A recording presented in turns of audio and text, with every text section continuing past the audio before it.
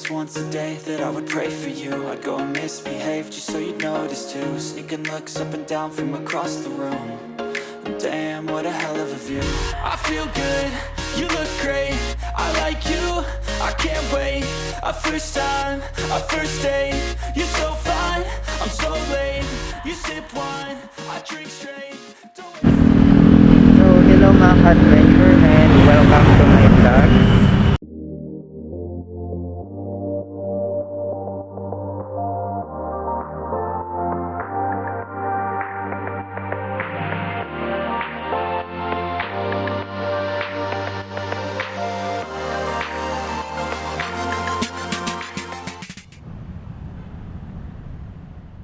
For today's vlogs mga ka-adventure ay nandito tayo sa BGC na kung saan nabalitaan natin na meron daw isang portal dito sa lugar na ito.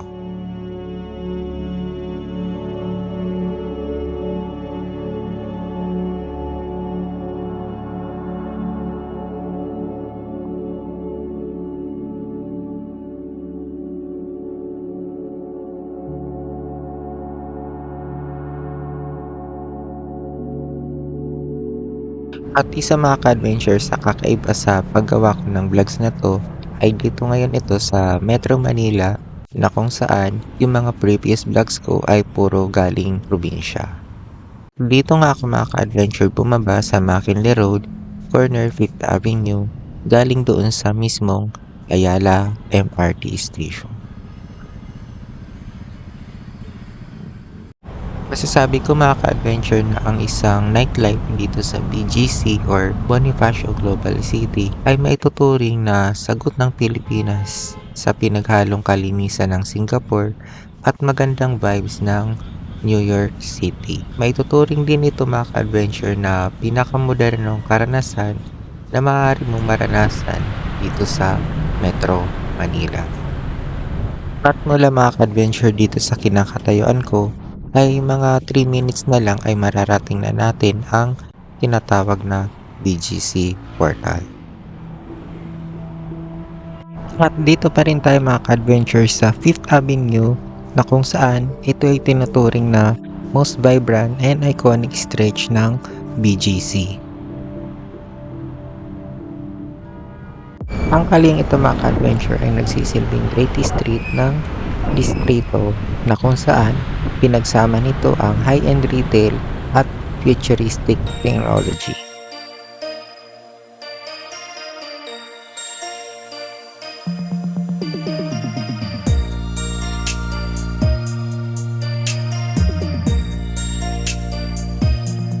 Masasabi natin mga ka-adventure na ang 5th Avenue dito sa BGC ay ang sarili nating version ng Times Square na matatagpuan sa New York.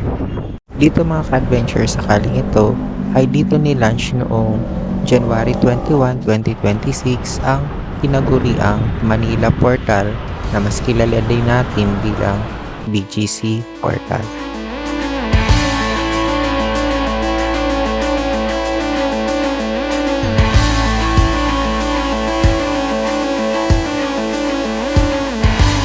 At sa ngayon mga ka-adventure ay nandito na tayo sa Central Square na maituturing natin na middle of Taguig at dito sa lugar na to ay makikita natin ang isang circular glowing portal at ito na mga ka-adventure ang tinatawag nating BGC portal.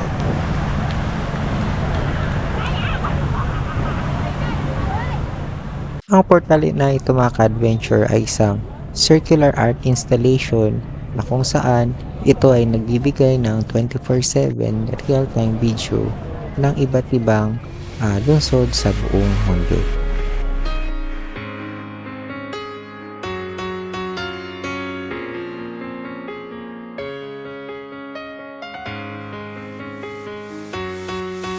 Ginawa ito mga ka-adventure ng Portals Organization na ang purpose nito ay makonect ang people across the border through shared life experiences na sa ngayon isa na itong pasyalan dito sa BGC.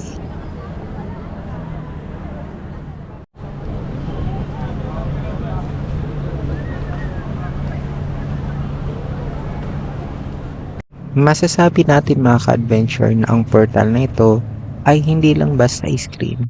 Kundi mga ka-adventure, ito ay isang reminder that we are all connected.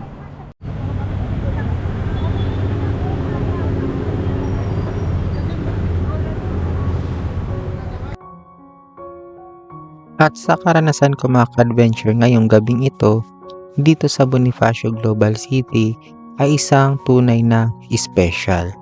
Isang di malilimutang gabi mga ka-adventure na hindi lamang ang lugar ang iyong binisita, kundi pati rin ang pakiramdam na ibinigay nito sa iyo.